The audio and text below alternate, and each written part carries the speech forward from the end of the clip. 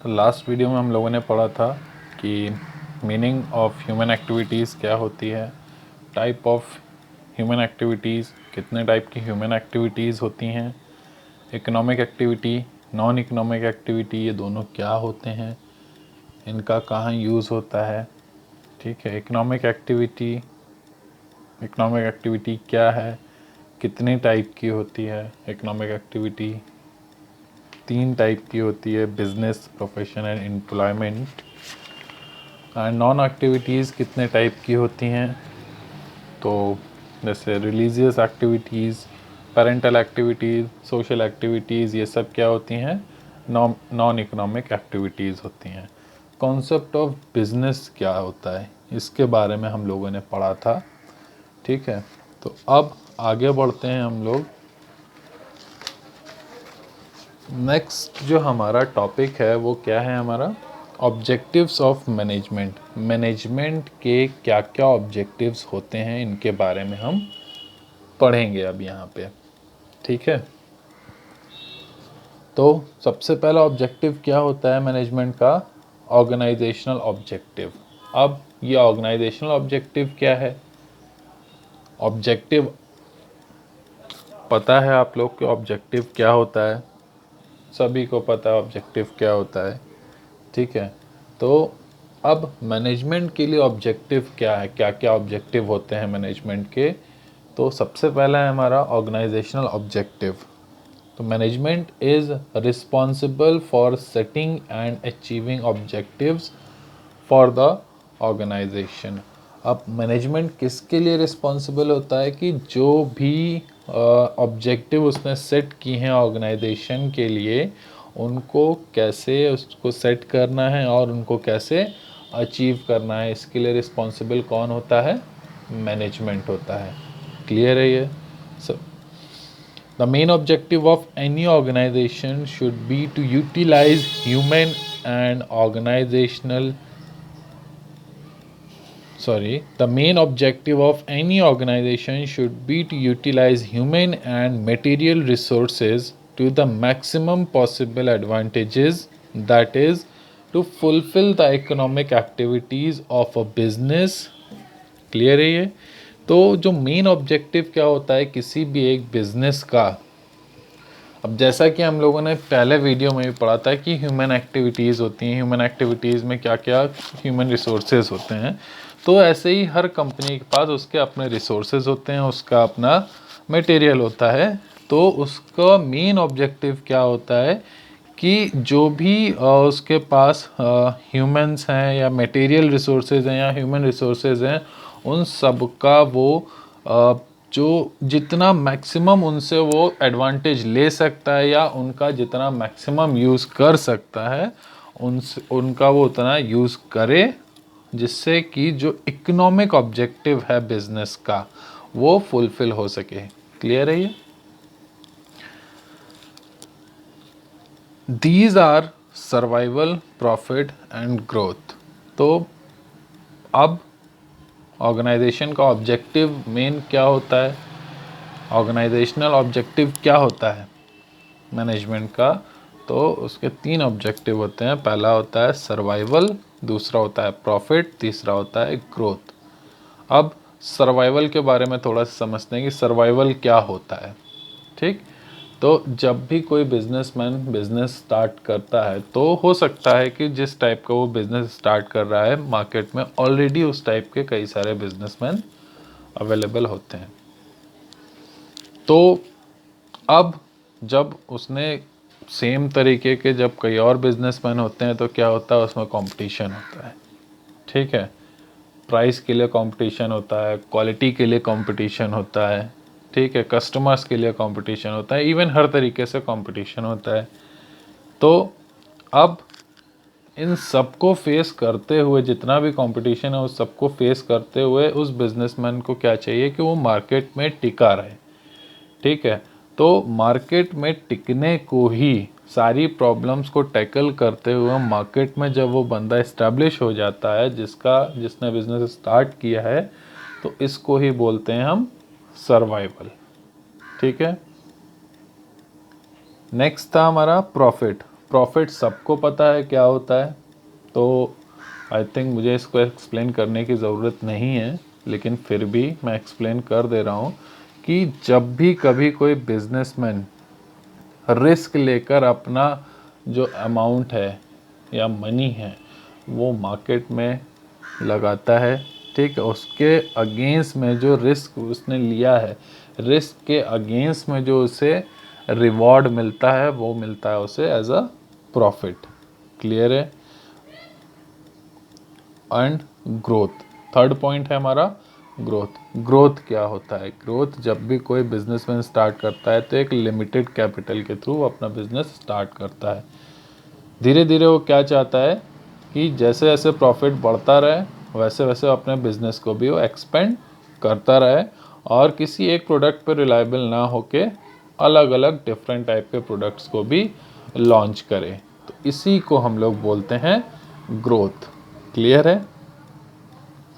तो ये तो थे हमारे ऑर्गेनाइजेशनल ऑब्जेक्टिव्स। अब आता है सोशल ऑब्जेक्टिव। अब जैसे ऑर्गेनाइजेशन के लिए भी ऑब्जेक्टिव सेट करता है मैनेजमेंट, वैसे ही जो सोशल ऑब्जेक्टिव्स भी होते हैं मैनेजमेंट के। It involves the creation of benefits for society as a part of society. Every organization, whether it is business or non-business, has a social obligations to fulfill.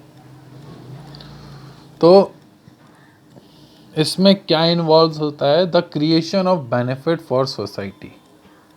Society को उस business से किस तरीके से फ़ायदा पहुंचेगा, सबसे मेन मोटिव यही होता है।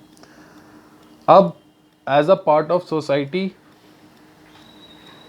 जब हम सोसाइटी का पार्ट हैं तो किसी भी तरीके के ऑर्गेनाइजेशन हो, चाहे वो बिजनेस ऑर्गेनाइजेशन हो या नॉन बिजनेस ऑर्गेनाइजेशन हो, ठीक है, चाहे वो बिजनेस ऑर्गेनाइजेशन हो या नॉन बिजनेस ऑर्गेनाइजेशन हो, सभी की अपनी जिम्मेदारियां होती हैं अपने समाज के प्रति। सभी की अपनी कुछ जिम्मेदारियां होती हैं जिनको उन्हें फुलफिल करना होता है, ठीक है। तो ऐसी जो भी जिम्मेदारियां होती हैं इनको बोलते हैं हम लोग सोशल ऑब्जेक्टिव। अब इनमें क्या क्या जिम्मेदारी होती हैं? जैसे सबसे पहला है this includes using eco friendly methods of production. अब जो ऑब्लिगेशंस हैं हमारे सोसाइटी के लिए, तो उसमें क्या क्या आता है? सबसे पहले हमें उसका जो एटमॉस्फेयर है उसको क्लीन रखना होता है, ठीक है। तो उसके लिए हम क्या करते हैं? इको फ्रेंडली मेथड्स यूज़ करते हैं। किसके लिए? प्रोडक्शन के लिए, ठीक है। अब जब हम सोसाइटी में रह रहे हैं तो एक तरीके से सोसाइटी हमारा घर होती है। जिस तरीके से हम घर में अपनी साफ़ सफाई रखते हैं उसी तरीके से सोसाइटी में भी ये ज़रूरी होता है कि हम सब मिलके उसको नीट एंड क्लीन रखें, ठीक है। तो सबसे पहला हमारा ऑब्जेक्टिव क्या होता है इसमें कि इको फ्रेंडली मेथड्स को यूज़ किया जाए प्रोडक्शन के लिए। कोई भी प्रोडक्ट है उसका प्रोडक्शन ज़रूरी होता है, प्रोडक्शन करना ही पड़ता है। प्रोडक्ट ऐसे ही बन के नहीं आते हैं, तो उनका हमें क्या करना होता है? प्रोडक्शन करना होता है। तो प्रोडक्शन के लिए कई तरीके के डिफरेंट मेथड्स जो बिजनेसमैन होते हैं वो यूज़ करते हैं। कुछ ज़्यादा हार्मफुल होते हैं, कुछ कम हार्मफुल होते हैं, ठीक है। तो इनकी जगहों पे जो मेथड्स हार्मफुल हैं अपने एटमॉस्फेयर के लिए, तो ऐसे मेथड्स का ना यूज़ करके इको फ्रेंडली मेथड्स का यूज़ किया जाए, जिससे कि जो हमारा एटमॉस्फेयर है या जो इन्वायरमेंट है उसको कोई नुकसान ना हो, ठीक है। Giving employment opportunities to the disadvantaged section of society.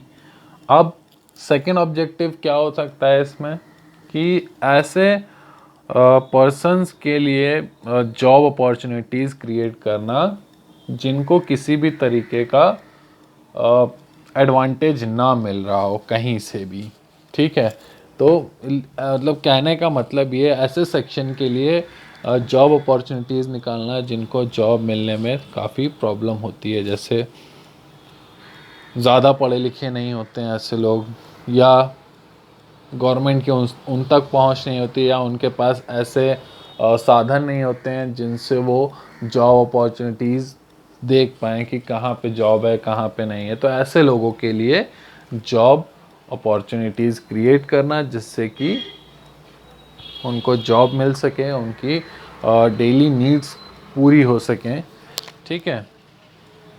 And providing basic amenities like schools and other basic facilities to employees। और इसी तरीके से क्या करना होता है, जो एम्प्लॉय होते हैं, ठीक है, उनके लिए भी basic amenities, at least basic amenities तो प्रोवाइड करना ही होता है। अब बेसिक एमिनिटीज़ में क्या क्या आता है, फूड आता है, ठीक है, शेल्टर आता है, हॉस्पिटल्स आते हैं, ठीक है, स्कूल्स आते हैं। ये सब क्या है, हमारी बेसिक एमिनिटीज़, मतलब बेसिक ज़रूरतें हैं हमारी, इनको पूरा करना चाहिए, ठीक है। तो ये थे हमारे सोशल ऑब्जेक्टिव। अब बात करते हैं पर्सनल ऑब्जेक्टिव। जी हाँ, मैनेजमेंट में भी कुछ पर्सनल ऑब्जेक्टिव भी होते हैं, ठीक है। अब जैसे क्या क्या होते हैं पर्सनल ऑब्जेक्टिव, तो organisations are made up of people who have different personalities.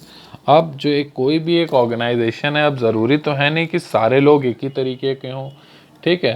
तो कोई भी एक ऑर्गेनाइजेशन तब फॉर्म होती है जब उसमें कई लोग जब कहीं एक जगह काम करते हैं, तो उसको क्या बोलते हैं, ऑर्गेनाइजेशन बोलते हैं, ठीक है। और हर आदमी एक जैसा नहीं होता है, ठीक है, सबकी अपनी एक अलग पर्सनालिटी होती है, ठीक है, अलग बैकग्राउंड होता है सबका, अलग एक्सपीरियंस होते हैं सबके ऑन एक्टिविटीज़, सॉरी ऑब्जेक्टिव्स, सबके अपने ऑब्जेक्टिव होते हैं, सबका अपना एक्सपीरियंस होता है, सबके अपना बैकग्राउंड होता है, सबकी अपनी अलग पर्सनालिटी होती है, ठीक है। तो ऐसे सब लोग मिलके क्या फॉर्म करते हैं, और एक ऑर्गेनाइजेशन फॉर्म करते हैं। तो ऑब्वियस सी बात है, जब अलग अलग तरीके का आदमी किसी एक ऑर्गेनाइजेशन में काम करेगा, तो कहीं ना कहीं वो भी तो अपनी ज़रूरतों को पूरी कर रहा होगा, ठीक है। They all become part of the organization to satisfy their desire needs। तो अब ये जब सब लोग मिल के किसी एक ऑर्गेनाइजेशन में काम कर रहे होते हैं, तो वो किस लिए कर रहे होते हैं, उनकी जो बेसिक नीड्स होती हैं, वो अपनी नीड्स को फुलफ़िल करने के लिए कहीं भी काम करते हैं, ठीक है। चाहे कोई वो फैक्ट्री हो, चाहे बड़ी कंपनी हो, चाहे छोटी कंपनी हो, तो हर कोई अपनी ज़रूरतों को पूरा करने के लिए जॉब करता है, ठीक है। फिर वो चाहे बड़ी कंपनी हो या छोटी कंपनी हो या फिर कोई भी काम हो, तो अपनी ज़रूरतों को पूरा करने के लिए आदमी जॉब कर रहा होता है। Management has to reconcile personal goals with organisational objectives for harmony in the organisation. तो यहाँ पे ORG जो यूज़ किया है, ये एब्रीविएशन है किसका, ऑर्गेनाइजेशन का, ठीक है। तो अब जब किसी ऑर्गेनाइजेशन में जो भी एम्प्लॉयज़ काम कर रहे हैं, उनके अपने पर्सनल नीड्स होती हैं जिनको वो पूरा करने के लिए उसमें काम कर रहे होते हैं। तो मैनेजमेंट का काम क्या होता है यहाँ पे, कि उसको ये देखना है कि किस तरीके से जो ऑर्गेनाइजेशन का ऑब्जेक्टिव है, और जो किसी जो वर्कर वहाँ पे जॉब कर रहा है या जो एम्प्लॉय है, उसका जो पर्सनल ऑब्जेक्टिव है, वो दोनों ही फुलफिल हो जाएं और उनमें आपस में तालमेल मिला के चलना होता है, जिससे कि जो ऑर्गेनाइजेशन में काम है वो स्मूथली चलता रहे, ठीक है। तो ये भी ज़रूरी होता है कि जो एम्प्लॉयज़ हैं उनका पर्सनल ऑब्जेक्टिव भी फुलफ़िल हो रहा हो और कंपनी का ऑब्जेक्टिव भी फुलफ़िल हो रहा हो। अब अगर किसी एम्प्लॉय का पर्सनल ऑब्जेक्टिव फुलफ़िल नहीं होगा, तो क्या वो किसी ऑर्गेनाइजेशन में काम करेगा, नहीं करेगा, ऑब्वियस सी बात है ये, ठीक है। तो मैनेजमेंट के लिए ज़रूरी होता है जो पर्सनल ऑब्जेक्टिव्स हैं और जो ऑर्गेनाइजेशनल ऑब्जेक्टिव हैं, उन दोनों में तालमेल बना के रखना कि वो दोनों ही टाइम टू टाइम कंप्लीट होते चलें, जिससे कि ऑर्गेनाइजेशन ईज़िली अपना वर्क परफॉर्म करती रहें। ठीक है, तो ये था हमारा पर्सनल ऑब्जेक्टिव। आगे बढ़ते हैं हम लोग। पर्सनल ऑब्जेक्टिव अब हमने समझ लिया कि पर्सनल ऑब्जेक्टिव क्या होता है।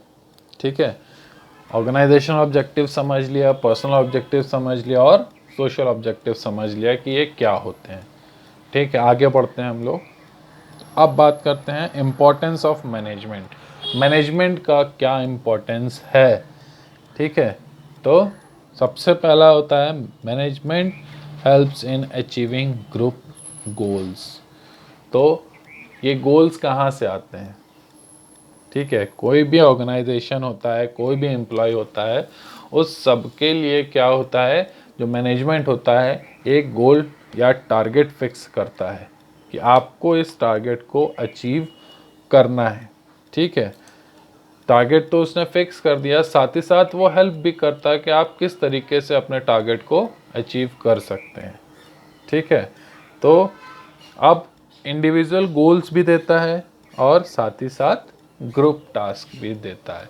ठीक है, अब जैसे कंपनी ने एक कॉमन गोल बना दिया कि प्रॉफिट अर्न करना है। ठीक है, और उसके बाद क्या किया उसने, सबके अलग अलग गोल सेट कर दिए कि आपको ये करना है, आपको ये करना है, आपको ये करना है। ठीक है, उन सबका मेन ऑब्जेक्टिव क्या होता है, जो मैनेजमेंट ने एक कॉमन गोल सेट किया है, प्रॉफिट अर्न। ठीक है, तो अब मैनेजमेंट का काम क्या होता है कि किस तरीके से ये जो ग्रुप है, जिस जो एम्प्लॉयज़ का जो ग्रुप है उनसे किस तरीके से काम लिया जाए, जिससे कि जो ग्रुप गोल है, जो मेन ऑब्जेक्टिव है, उसको फुलफिल किया जा सके। ठीक है, दूसरा क्या है पॉइंट हमारा, मैनेजमेंट इंक्रीजेज एफिशिएंसी। ठीक है, तो मैनेजमेंट क्या करता है, मैनेजमेंट का काम, सबसे बड़ा काम ये होता है कि कौन सा पर्सन कैसे उसका काम करने का तरीका है, किस तरीके से वो काम कर सकता है, कितना एफिशिएंटली काम कर सकता है या कितना इफ़ेक्टिवली काम कर सकता है। तो मैनेजमेंट क्या करता है, जो एफिशिएंसी होती है एम्प्लॉयज़ की या कंपनी की, उसको इंक्रीज़ करने में मैनेजमेंट हेल्प करता है कि किस तरीके से इफ़ेक्टिवली या एफिशिएंटली कोई भी ऑर्गेनाइजेशन अपने वर्क को फुलफ़िल करे, जिससे कि उसका जो टारगेट है वो कंप्लीट हो, या जो टास्क है या गोल है वो कंप्लीट हो जाए। तीसरा है management creates a dynamic organisation.